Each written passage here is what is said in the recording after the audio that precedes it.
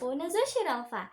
Pada video kali ini aku mau ajakin teman-teman semua untuk membahas materi mengenai networking model. Nah, buat teman-teman jangan lupa ditonton video aku sampai akhir ya. Kalau gitu tanpa lama lagi langsung aja kita mulai.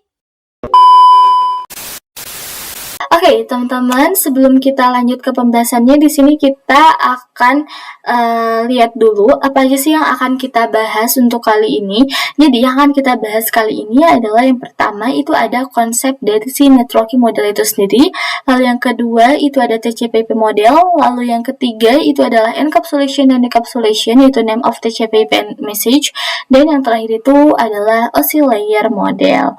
Oke, kalau gitu sekarang kita langsung aja masuk ke pembahasan yang pertama, yaitu mengenai konsep. Nah, jadi teman-teman, jaringan komputer itu dia mengacu pada perangkat komputasi yang saling terhubung serta dapat bertukar data dan berbagi sumber daya satu sama lain. Nah, untuk terjalinnya proses bertukar data tersebut diperlukannya lah aturan yang mendefinisikan bagaimana kumpulan komputer itu bisa saling berkomunikasi. Nah, aturan tersebutlah yang disebut dengan networking model. Jadi, bagaimana setiap vendor itu dapat saling berkomunikasi dengan open standard networking model yang tersedia. Untuk saat ini, open standard networking model yang tersedia dan terkenal itu ada dua, teman-teman. Yaitu yang pertama ada TCP/IP model dan OSI model. Nah, biar lebih paham, ibaratnya gini teman-teman, jadi misalkan ada dua orang dari negara yang berbeda nih. Nah, misalnya dari Indonesia dan Jepang. Nah, supaya mereka bisa saling berkomunikasi, supaya mereka bisa saling paham apa yang mereka bicarakan, mereka itu perlu menggunakan bahasa yang sama, misalnya bahasa Inggris. Nah, di dunia jaringan komputer juga seperti itu teman-teman. Perangkat yang berbeda itu perlu aturan yang sama supaya bisa saling berkomunikasi. Nah, aturan inilah yang disebut dengan networking model. Contohnya itu ada OSI model dan TCP/IP model yang tadi, kayak gitu. Jadi, seperti bahasa Inggris yang membantu manusia saling memahami, networking model juga dia membantu perangkat komputer untuk saling terhubung dan bertukar data dengan benar. Seperti itu, teman-teman. Jadi, intinya apa? Jadi, intinya adalah networking model itu dia adalah aturan atau standar yang digunakan supaya perangkat dari berbagai vendor atau perangkat yang berbeda itu mereka bisa saling berkomunikasi dalam jaringan. Nah, dua model yang paling terkenal itu adalah TCP/IP dan OSI. Seperti itu. Oke, sekarang kita lanjut untuk coba lihat perbedaan sebelum dan sesudah adanya networking model. Nah, kita mulai dari sebelum adanya networking model. Jadi, ketika sebelum networking model itu ada, setiap vendor itu mereka membuat networking model mereka sendiri. Nah, pada tahun 1974, IBM itu dia membuat sistem network arsitektur SNA, dan vendor-vendor lainnya juga mereka membuat networking model mereka masing-masing. Tapi masalahnya adalah mereka menjadi kesulitan untuk berkomunikasi. Kenapa?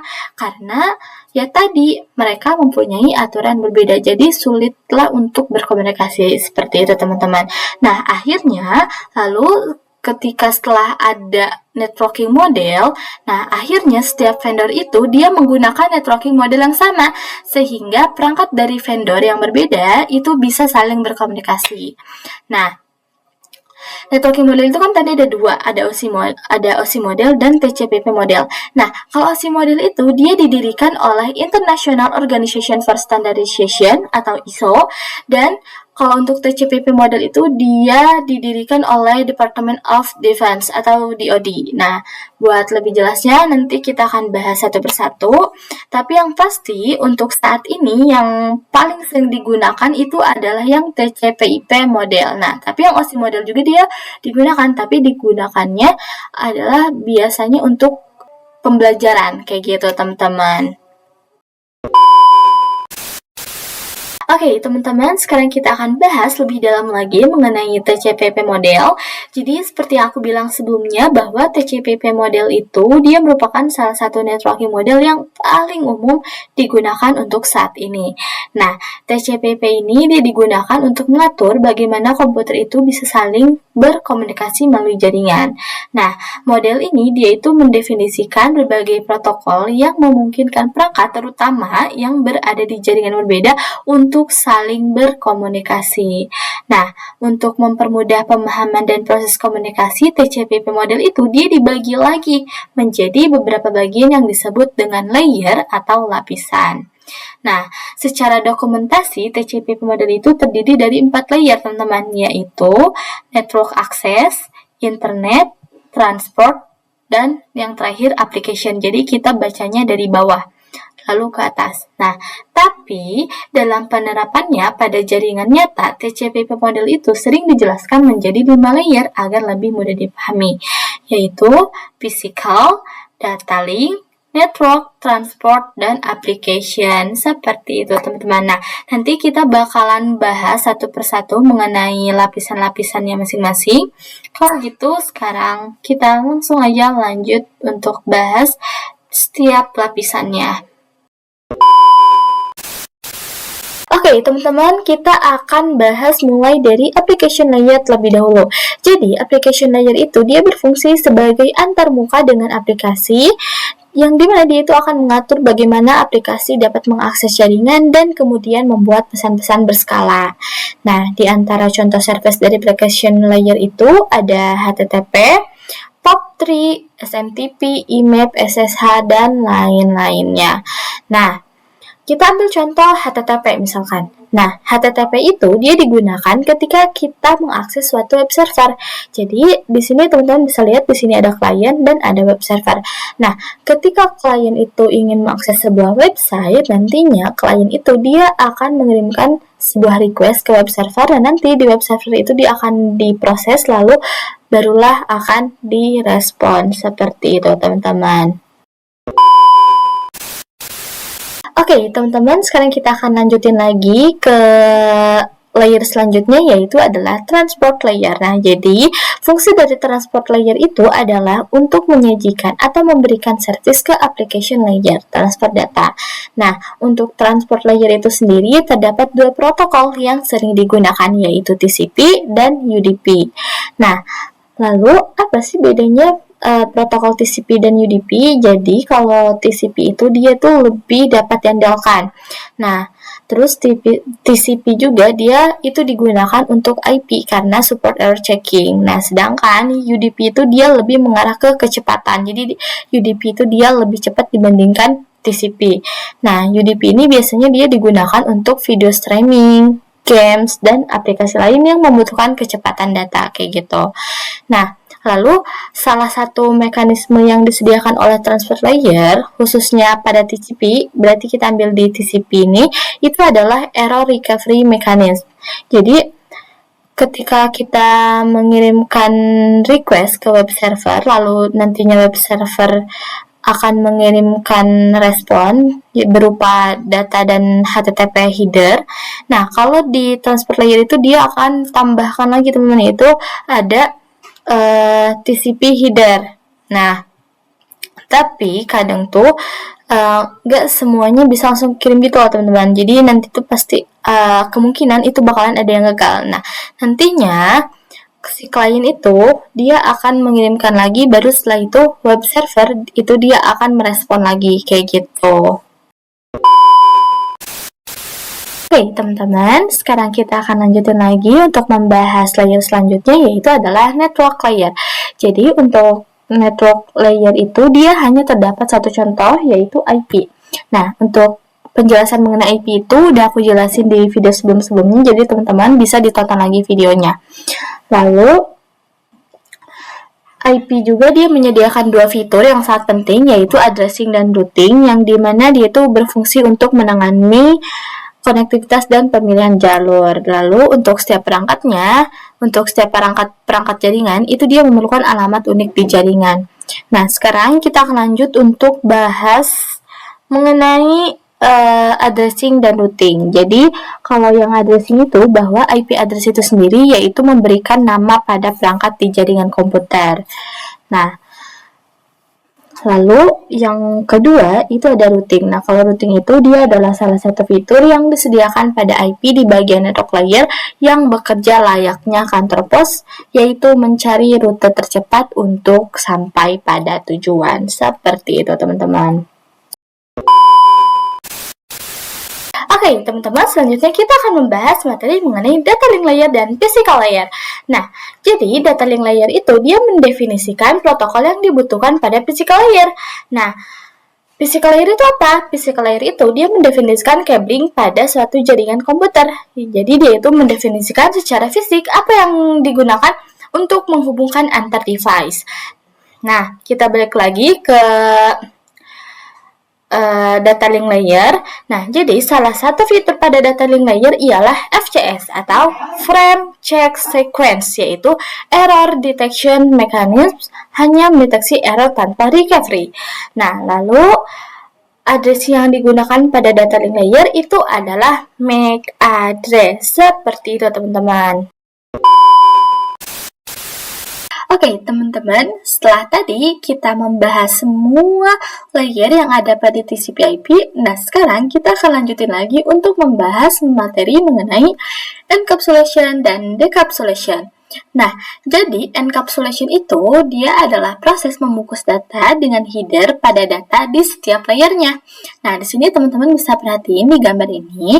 Jadi yang pertama itu kan adalah application layer, yang dimana dia itu berbentuk data. Nah, setelah itu dia lanjut lagi ke transport layer. Nah, di transport layer ini dia ditambahkan dengan TCP header. Nah, di sini itu disebutnya dengan segmen. Nah, lalu setelah sampai di transport layer, lanjut lagi ke network layer. Nah, di sini ditambahkan IP. Nah, di sini disebut dengan IP paket. Lalu setelah itu masuk lagi ke tahap ke layer selanjutnya itu data link layer. Nah, di data link layer ini dia ditambahkan data link header dan data link Tyler. Nah, di sini disebut dengan frame. Nah, semua proses ini disebut dengan encapsulation dan dia dilakukan oleh sender. Nah, setelah itu dari data link ini lanjut lagi ke physical layer. Nah, di physical layer ini dia mengubah menjadi bit. Bit itu adalah angka 0 dan 1, kayak gitu. Nah, kalau udah selesai, barulah dikirim ke receiver. Dan nanti di receiver itu dia akan melewati proses decapsulation. Nah, decapsulation itu adalah kebalikannya dari yang tadi, teman-teman. Jadi di sini itu diuraikan lagi supaya nanti supaya nantinya itu yang diterimanya adalah dalam bentuk data, seperti itu teman-teman. Oke, teman-teman, kita udah selesai membahas materi mengenai TCP/IP. Nah, sekarang kita akan lanjut untuk membahas materi mengenai OSI model. Kita mulai dari konsepnya terlebih dahulu. Jadi, seperti yang aku bilang sebelumnya, bahwa untuk saat ini model yang sering digunakan itu hanya TCP/IP. Karena untuk dari sisi perkembangannya, protokolnya, atau modelnya, TCP/IP itu lebih dominan dibanding OSI layer. Nah, tapi OSI layer biasanya itu dia tetap dipelajari karena mudah difahami, seperti itu. Jadi, kalau OSI layer itu dia hanya digunakan untuk belajar, kayak gitu. Nah, lalu sebelum networking model ada, setiap vendor itu mereka membuat atau memiliki networking modelnya masing-masing, kayak aku bilang sebelumnya juga. Nah, karena setiap vendor itu memiliki networking model berbeda-beda, maka komunikasi antara vendor sulit dilakukan. Jadi, usaha untuk membangun suatu jaringan komputer itu sangat besar atau sangat gede, teman-teman. Nah, banyaknya vendor tadi itu, bagaimana upaya agar tetap bisa berkomunikasi dengan baik antara vendor satu dengan vendor yang lainnya. Nah, oleh karena itu, dibuatlah sebuah model atau sebuah standar atau spesifikasi minimum oleh ISO atau International Organization for Standardization pada tahun 1984, yaitu dengan nama OSI atau Open System Interconnection, atau bisa juga disebut OSI 7 Layer Model. Jadi untuk OSI model ini dia itu terdiri dari 7 layer. Kalau tadi kan TCP/IP itu 5. Nah, sekarang OSI layer itu dia terdiri dari 7. Oke. Nah, kita bahas setiap layer-layernya. Jadi, kayak aku bilang tadi, bahwa OSI model itu dia terdapat 7 lapisan layer pada model OSI, yaitu yang pertama ada application layer, lalu presentation layer, lalu session layer, lalu transport layer, lalu setelah itu network layer, data link layer, dan yang terakhir itu adalah physical layer. Nah, di sini itu dia dibagi lagi teman-teman, ada yang disebut dengan lower layer. Nah, lower layer ini dia berkaitan dengan user interface, data formatting, dan communication session. Nah, ini ada di layer 1 sampai 4. Jadi, ada di antara physical, data link, network, dan transport. Nah, ini disebut dengan lower layer. Nah, lalu selanjutnya itu ada upper layer. Nah, upper layer ini dia berkaitan dengan bagaimana data itu mengalir. Nah, ini ada di layer 5 sampai 7, yaitu di session, presentation, dan application. Kayak gitu. Jadi, sebenarnya untuk TCP/IP dan OSI model itu sebenarnya mereka nggak jauh berbeda, cuman layernya aja. Terus juga paling yang berbeda itu ada di nama-namanya nih teman-teman. Nah, kalau tadi di TCP/IP itu dia disebut ada segmen, ada IP paket, ada frame, ada bit. Nah, kalau di OSI model itu dia disebutnya L2PDU, L3PDU, pokoknya disesuaikan dengan setiap layer-layernya kayak gitu. Oke, teman-teman, jadi itu dia pembahasan kita di materi mengenai networking model. Mudah-mudahan teman-teman bisa paham sama semua yang aku jelasin dari awal sampai akhir, dan mudah-mudahan video ini bisa bermanfaat buat teman-teman semua. Aku mau ngucapin terima kasih banyak buat teman-teman semua yang udah mau nonton video aku dari awal sampai akhir. Dan aku juga ngucapin mohon maaf yang sebesar-besarnya atas semua kekurangan aku dalam menjelaskan tadi. Kalau gitu, aku pamit undur diri. Sampai jumpa lagi di video-video aku selanjutnya. Bye-bye. Assalamualaikum warahmatullahi wabarakatuh.